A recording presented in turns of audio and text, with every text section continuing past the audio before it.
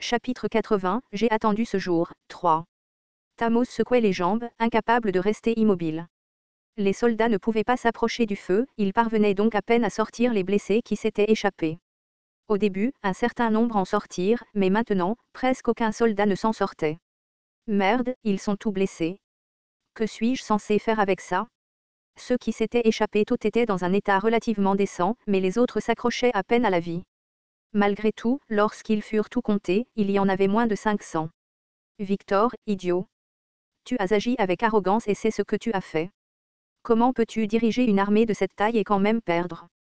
Pendant que Thamos maudissait Victor, Lowell, qui observait nerveusement le champ de bataille, commença à avoir des sueurs froides. Cela n'a aucun sens. Peu importe la violence des flammes, c'est une plaine. Même s'ils sont gravement blessés, ils devraient quand même pouvoir s'échapper. Quelque chose ne va pas. Desmond avait envoyé un contingent bien entraîné de chevaliers et de soldats en renfort. Dans une telle situation, il était impossible qu'ils soient tout paniqués. Est-ce parce qu'ils étaient trop serrés les uns contre les autres? Si leur mouvement était entravé et qu'ils hésitaient, le feu aurait pu se propager jusqu'à eux. Ils s'attendaient à ce qu'au moins 1 millier d'entre eux s'échappent, mais le nombre de survivants était bien trop faible. Les cris d'agonie résonnaient toujours dans le feu. Il hurle de douleur comme ça, mais il ne s'échappe pas. Un sentiment d'angoisse lui serra le cœur. Lowell vérifia immédiatement l'est et l'ouest de la forteresse de Ferdium. Il n'y a pas de nuage de poussière. Si l'ennemi avait commencé sa poursuite, il aurait déployé de la cavalerie. À présent, il aurait dû y avoir des nuages de poussière visibles au loin. Que se passe-t-il à l'intérieur? Des frissons lui parcoururent l'échine. Serrant les dents, il cria à Thamos. Seigneur, nous devons battre en retraite immédiatement. Menez les soldats et les chevaliers restants et fuyez. Hein? Et les blessés? Il y a quelque chose là-dedans? Vous devez fuir immédiatement.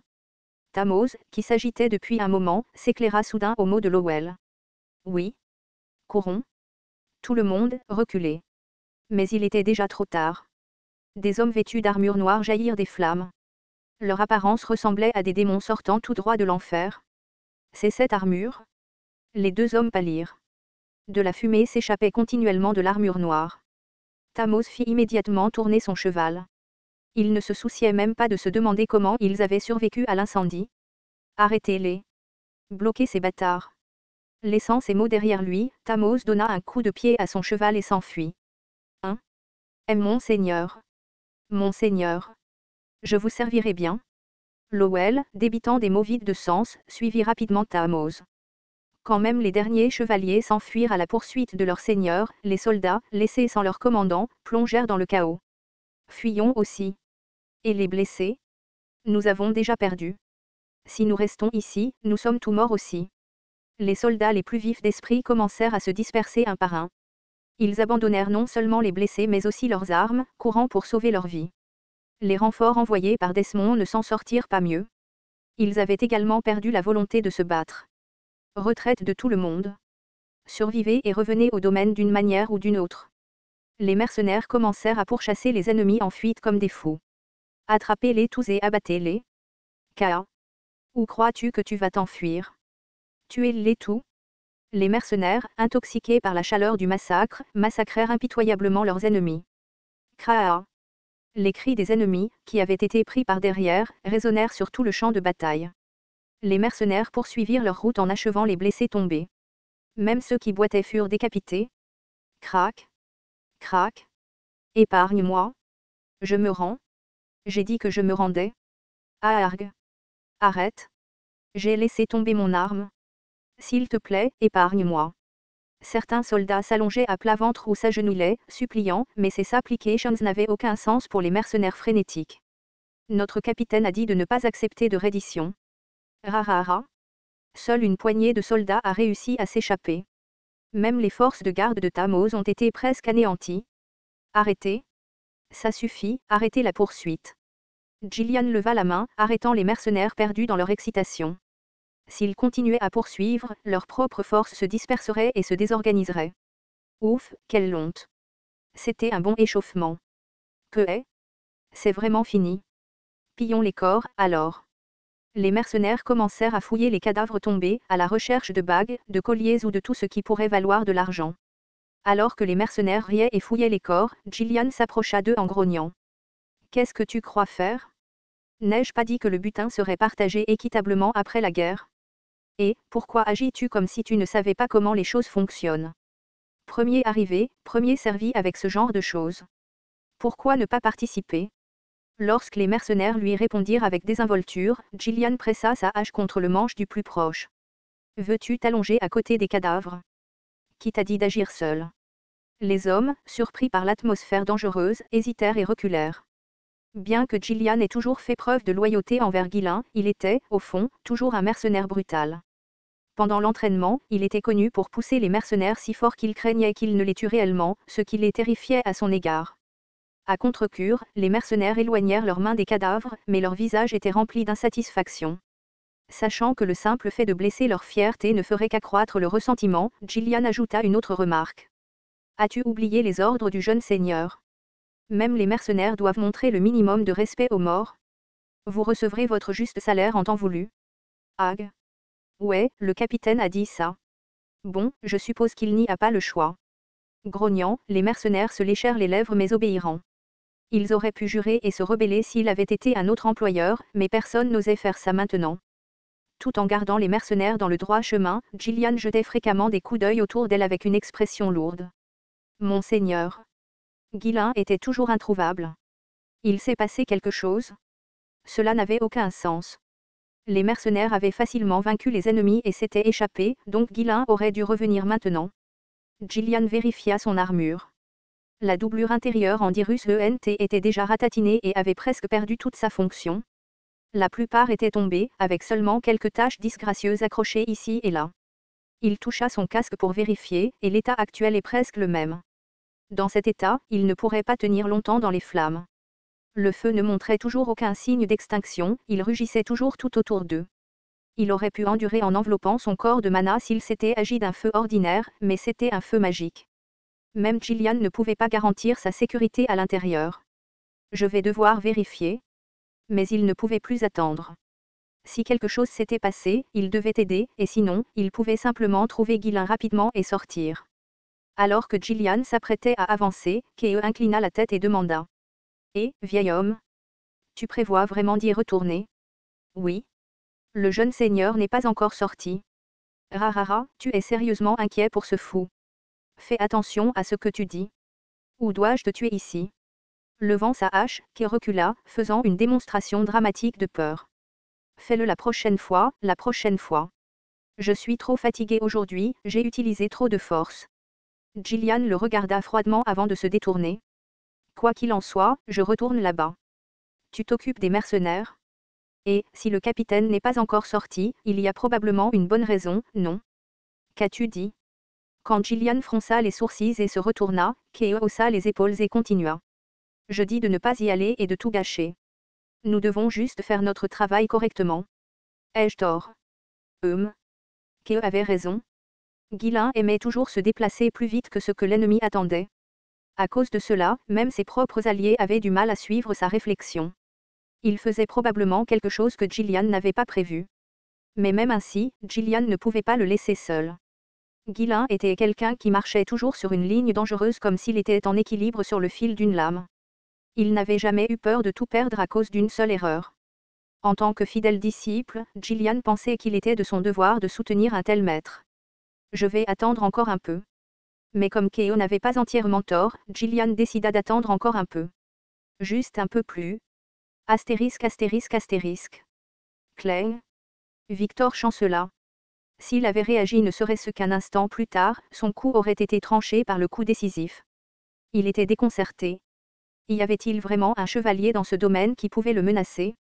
Instinctivement, il enfonça son épée, faisant osciller le corps de son adversaire alors qu'il glissait en arrière. Pas mal? Victor, reprenant son sang-froid et contrôlant son adversaire, écarquilla les yeux sous le choc. Toi? Une armure noire et un casque noir. C'était l'un de ces salauds dégoûtants qui lui avaient barré la route pendant les moments critiques de la guerre. Alors tu t'es enfin montré devant moi. Victor serra fermement son épée, sa rage se déversant. Oui, il devait tous les traquer et les tuer. Il était sur le point d'avancer quand quelque chose d'étrange le fit s'arrêter. SSSSSS. De la vapeur s'élevait continuellement de l'armure de l'adversaire. Ce n'était pas une armure. En concentrant ses yeux, Victor réalisa qu'il ne s'agissait pas à l'origine d'une armure noire. Quelque chose de noir avait été superposé sur l'armure. Il pouvait voir le matériau noir absorber la chaleur et libérer de la vapeur.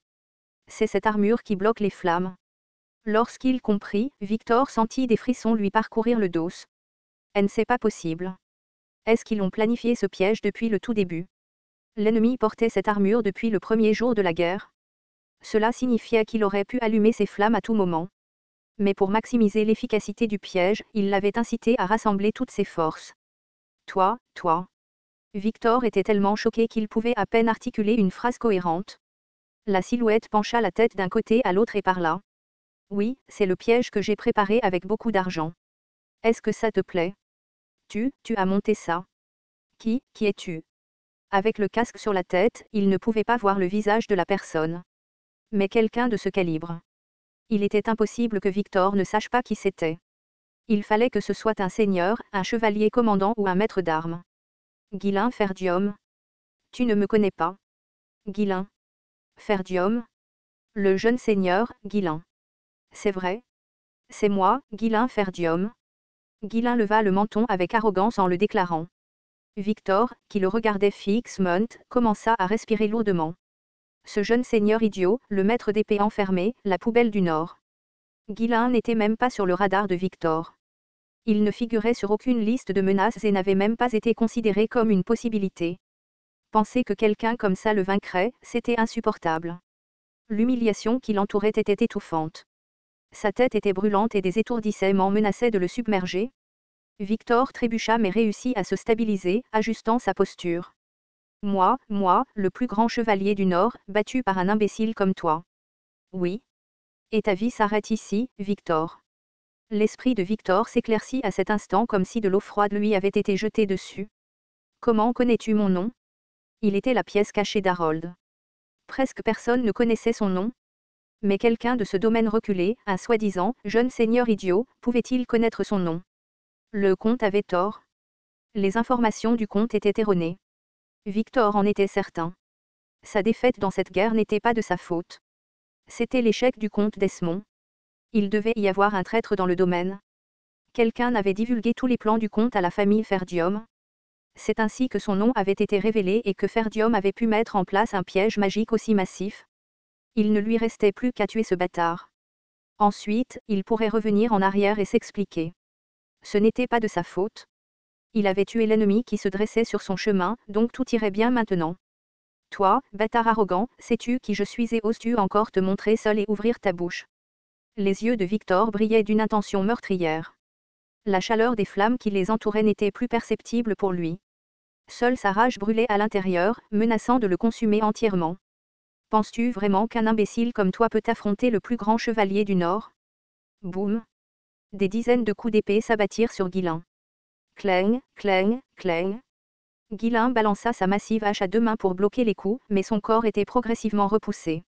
En effet, Victor était un adversaire redoutable. Malgré ses blessures, il ne montrait aucun signe de faiblesse dans son escrime. Ses coups étaient implacables, ciblant les points vitaux de Ghislain avec la précision d'un chevalier suivant la forme parfaite. Sa force écrasante laissait Ghislain en difficulté pour tenir bon, même avec son arme plus grande. Clang. Alors que la hache de Ghislain heurtait l'épée de Victor et rebondissait, Victor saisit l'occasion et enfonça son épée. Sad. Ghislain se tordit le corps pour esquiver, mais l'épée de Victor le suivit, transperçant son épaule. SSSSSS. La lame, chauffée par les flammes, brûla la chair de Ghislain. De la fumée s'élevait de son épaule alors qu'elle brûlait. Alors que Victor, rempli d'euphorie, était sur le point de frapper à nouveau, la voix froide de Ghislain lui perça les oreilles. Tu t'amuses bien? Quoi? Wouz? De l'angle mort de Victor, la hache de Ghislain fendit l'air. Victor jeta précipitamment son corps en arrière, paniqué. Déchirure? Platine? Son plastron se fendit avec un bruit de déchirure et du sang gicla. Ne ratant pas l'occasion, Ghislain se retourna et donna un puissant coup de pied à l'abdomen de Victor. Boum! Ga! Victor, perdant l'équilibre, tomba en arrière mais se remit rapidement sur ses pieds. Heureusement, l'attaque suivante ne suivit pas immédiatement. Salaud! Comment quelqu'un comme toi pourrait-il Ce déchet pouvait-il vraiment être assez habile pour le combattre sur un pied d'égalité? Peu importe à quel point il était blessé, Victor avait du mal à y croire. Clank. Guillain jeta sa hache au sol. Puis, il retira son casque et le jeta de côté, révélant son visage trempé de sueur. Je l'avoue, tu n'es pas mauvais. Mais est-ce tout ce qu'il faut pour se dire le plus grand du Nord?